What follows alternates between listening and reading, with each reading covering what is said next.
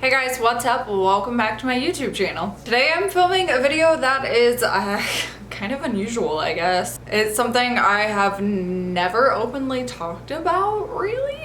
And I guess that's why I feel like it's so unusual, but it's been kind of like, I don't want to call it a secret. It's not a secret, but it kind of like low-key it's been a secret in my life. It's really not that weird, so I just feel weird about it, I guess. Today I'm going to be talking all about my addiction, which is my strange addiction, I guess, to my stuffed animal. This is my teddy bear. I am insanely protective of him. His name is Radar. I got Radar when I was 5 years old, and I have literally slept with him every single night for the rest of my life. So for the past 22 years, every single night I have slept side by side with Radar. He's like my number one, my OG best friend. I love him to pieces. He's my ride or die. Obviously, when Adam and I first moved in together, one of the first things I remember, like one of the first conversations with him was like, okay, if there's ever a fire, the only thing I give any kind of a shit about is Radar. I need you to grab Radar for me. He's the only thing I care about in this world. That is still absolutely totally true. Radar is still the only physical possession that I actually do care about, and like if I lost, I would like have a mental breakdown and lose my mind. I guess the reason I wanted to talk a little bit about my strange addiction is because, well, first of all, it's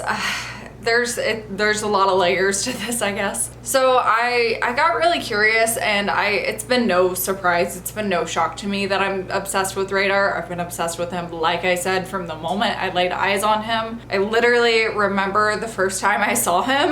I was snooping around in our basement. We had a couple of rooms downstairs on the like first level of my house in Tennessee. We had 3 stories, and the first level was our garage and basement, and also my dad's like man cave room with a big couch and a pool table and a TV, like one of the first DVD players in the world, and another extra spare room that my mom kept things like extra cupboards and whatever, just random eclectic things that we called the downstairs attic. I used to snoop around in the downstairs attic all the time because it was commonly where my mom hid Christmas presents for us. I remember snooping around in the downstairs attic, and I opened up one of the armoires that was down there, and inside was Radar. I saw him in there, and I grabbed him, and I was like, he is mine. I felt like an immediate instant connection to him. He actually had a Ragu Joe shirt on him. He was a promotional bear that they gave out back in the day for buying Ragu pasta sauce. Weird, whatever.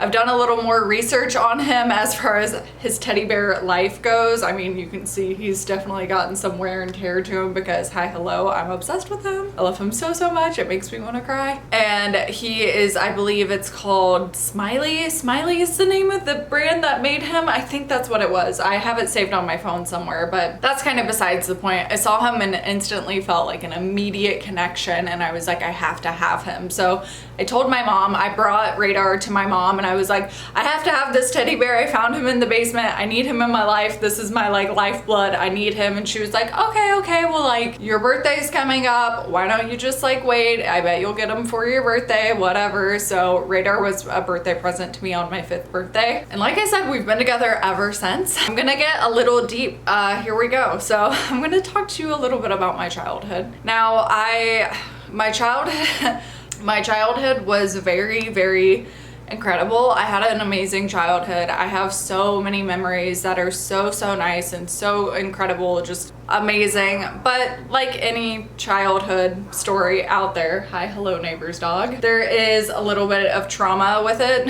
Everyone has something, right? So in my case, it's really not that severe, so I don't want to sit here and make it sound like I, went through a ton of things that I didn't actually go through, but honestly, a lot of me has kind of suppressed things that has happened to me. I have a way of kind of blacking things out and just kind of forgetting about bad, awful things that have happened to me. So every now and then I will kind of get a spark of something, like a spark of a memory, and be like, oh shit, I totally remember that. I'm not gonna get too into it, but I realized like 5 years ago that I had kind of been molested as a child. Never even like put that together, never even realized it. You know, it's just like when you're little, you don't necessarily know how wrong something is until you're an adult and you grow up and you like something sparks and triggers that memory and you're like, oh my god, that was wrong, that was horrible, I can't believe somebody did that to a child. So just to give you kind of a brief overview of what I'm kind of alluding to is my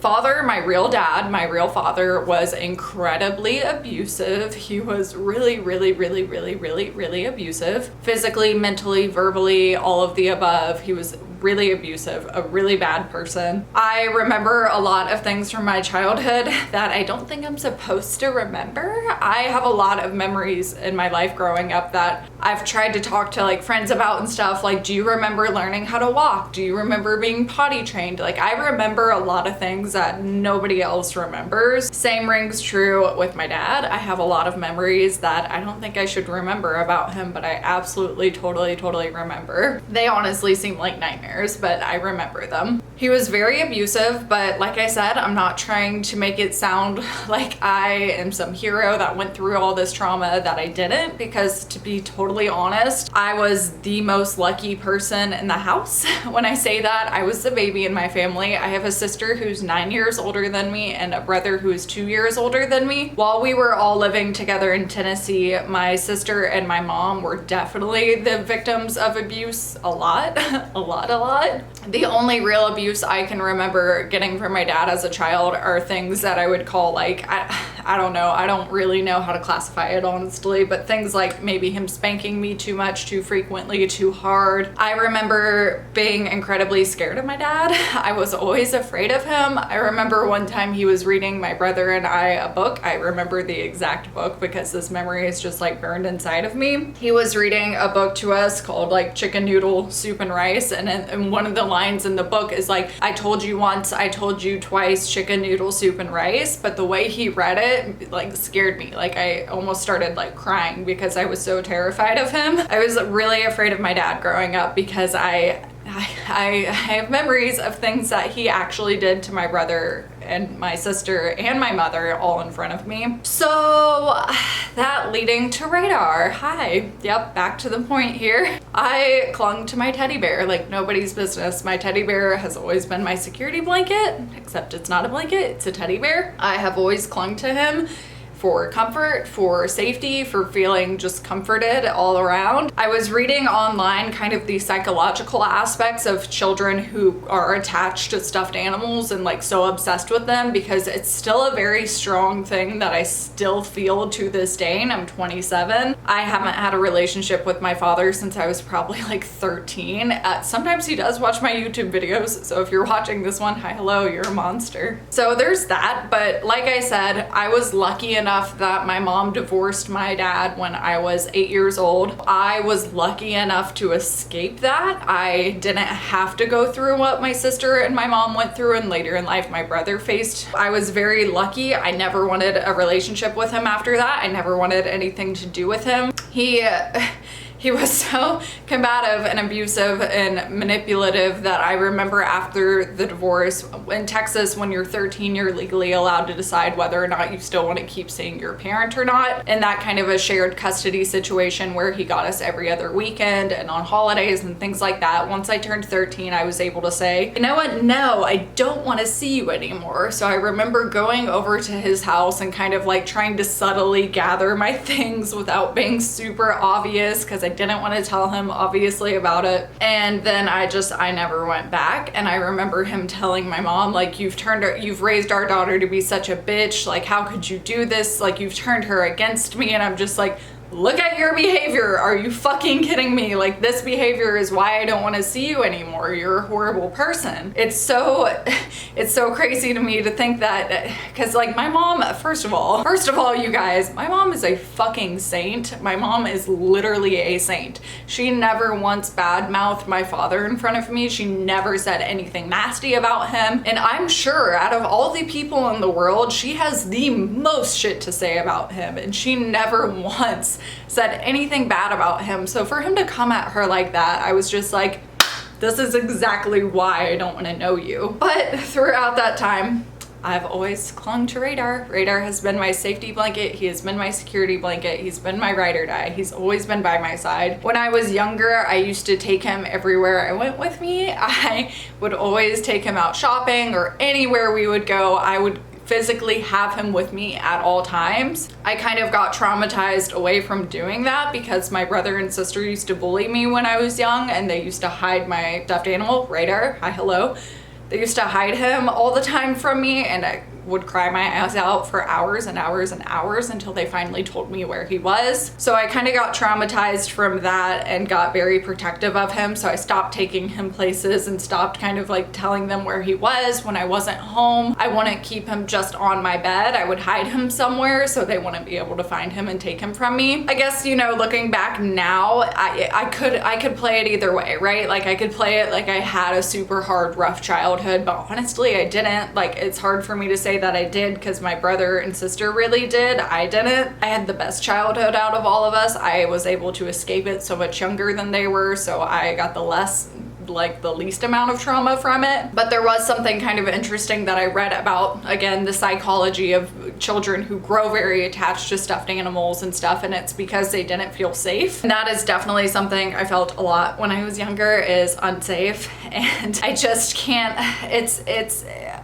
it's difficult for me to say that out loud because, like I said, my mom is a saint. She is my best friend to this day. She's always been my champion. She's always been my biggest supporter. And it's difficult for me to sit here and say like, oh, I didn't feel safe when I was little growing up, because my mom did every single thing that she could to make me feel safe. But when you're a victim of abuse and you're going through it, you know, it's more of a survivor mentality than it is like, let me protect my children. But ultimately that is what my mom did. My mom did protect me by getting me out of that situation when I was 8 years old. It's hard for me to read online people being like, oh, you were so obsessed because you didn't feel safe and you were seeking out comfort. So that's true, but I just need you to know that it's not my mom's fault. I need my mom to know it's not her fault. The reason I felt unsafe was because of how scared I was by my father. I remember hiding in my room so many times because my mom and dad were fighting and yelling and screaming, and I knew he was gonna hit her, you know, like all those things terrified me. I hid in my room a lot as a child. I think it's why I'm so obsessed with TV now, is because I remember my sister coming in and like putting on a TV show to try and distract me from all the fighting and things like that. So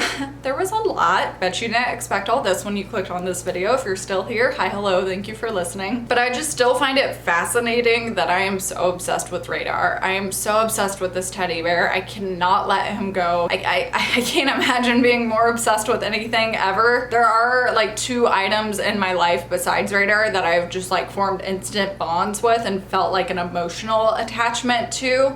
But those have since kind of gone away, and honestly, I couldn't even tell you where well, no, that's a lie. I know where both of them are right now, but it's just a very rare thing to me that I feel emotionally attached or invested in a physical object. So this was definitely a rare thing for me. But I just wanted to talk about it because I feel like it's weird. I feel like it's definitely like a quirk about myself, but I feel like I'm not alone. I feel like there's a lot of people out there. Maybe you aren't as obsessed with your stuffed animal now, but maybe as a child growing up, you couldn't let them go, or you still like remember a blankie you had when you were little. I remember a girl I was best friends with when I was in like elementary school had a blankie named Blanky. Super rad, I know. And it was like torn to shreds. Like it was like in shambles and pieces because she would never wash it. It was so dirty. It was so old. It was so thin. But that was her blankie. Like she would not let that thing go. So I feel like there's something to that, right? Like there's gotta be more behind that story. I would never treat a child the way that they treated me. I could make an entire video about how they used to bully me and all the shit that they used to do to me growing up because I was the runt of the family. So what is the point of this video? I don't know. I'm not really sure, you guys. I just wanted to talk about my teddy bear Radar and give you a piece of my life and tell you a little more about me so maybe you can understand me better. I'm very protective. I'm very defensive of Radar, but again, I guess also this is just relevant to my life right now in this current time. I am very not okay with people touching me, and it's something I don't want to talk about. It's something I don't ever want to talk about. I don't like it when strangers touch me at all. I work in the public, kind of. I'm kind of in public all the time, and I had a man the other day touch me, grab me by the arm. Don't ever touch me. Do not touch me. I don't like it when strangers touch me. I don't feel like that's weird. I don't like it when anyone touches me in any kind of a manner that I don't feel like was mutual, you know, when I feel like you're touching me from behind especially, I shouldn't have to explain why that's not okay. It shouldn't be acceptable in any realm at all, you know. I shouldn't have to tell you why hitting somebody else is wrong. But, you know, like I said, I've seen some things. I've seen things in life that have physically, mentally traumatized me. I have been in fights before. I have had to defend myself before. So when somebody touches me, it really triggers me to fight. It makes me very defensive, and I instantly get taken to like that level 10 of like adrenaline of like, we're about to fight right now. And that's just not a side of myself that I like. That's not the kind of person I want to be. That's not something I'm excited about myself. That's not like a humble brag in any kind of a way. I don't like that part of my personality, which is why I have to walk away from situations like that. I have to just leave them and not look back and not go towards them ever again. Really, I just wanted to open a conversation with you guys about stuffed animals, security blankets.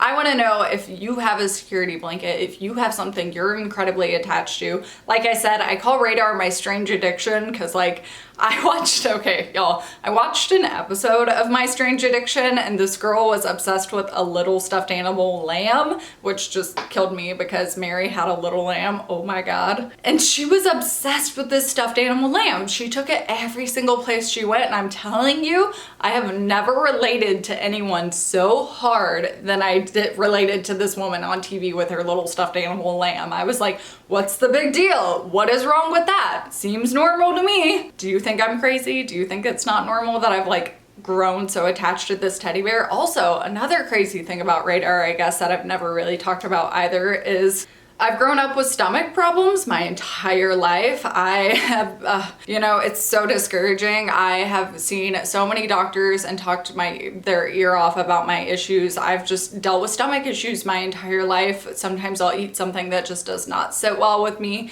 and my stomach will kill me for the rest of the day. I'll have diarrhea, I'll throw up, all sorts of symptoms. It's wonderful. Hate it so much. Sometimes I won't eat something and my stomach will still hurt. That happened to me last night. It's very common. It's something I deal with like almost daily, honestly. It's just kind of a part of my life. Like I said, I've seen tons of doctors. I've taken medications for all sorts of things. I was on Prevacid when I was like 12 years old. Like, I have been through it all, you guys. But the only thing that actually helps my stomach pain is Radar. I will like spoon him and like put him in like the crux of my stomach, and it helps my stomach feel so much better holding a stuffed animal on it, but specifically Radar.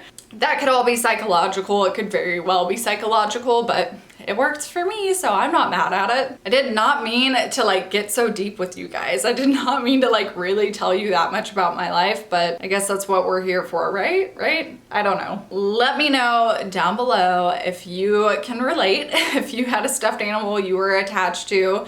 I honestly can't really hear too much about people's trauma that they've had to go through in their lives, so thank you for listening to me about mine. It just kind of puts me in a bad mental space, so if I don't respond to comments that are like that, just know I still care about you, I still like you, I still love you. I just have a difficult time processing other people's things because it brings back memories that I'm trying to suppress. Thank you all so much for watching and letting me vent today about my stuffed animal and my weird ass childhood. I have to say it, you guys. I had a really good childhood. Despite all the shit that happened, I had a really good, in my mind at the time, before I discovered all this shit about it. You know, I had a very idyllic childhood from the outside looking in. It was in a wealthy family, a really nice new neighborhood. I had a ton of neighbors around me who had children who were the same age as me, so we all played together all the time. You know, it's hard for me because like there is a dark side to my childhood, but there's also such a bright side. There's such a bright side to it as well. Take it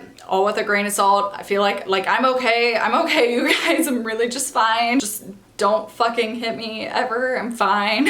But I love you all. Thank you so much for watching. I genuinely appreciate it. It makes me feel so nice knowing that I have like a safe space and a place where I can actually talk and give you a genuine look into my life. So thank you for allowing me to trust you. I really do appreciate it. I'm not gonna plug my channel because it feels super cringy and weird after such a personal video, but I will see you guys next Wednesday. I hope you're all having a good week. Bye guys.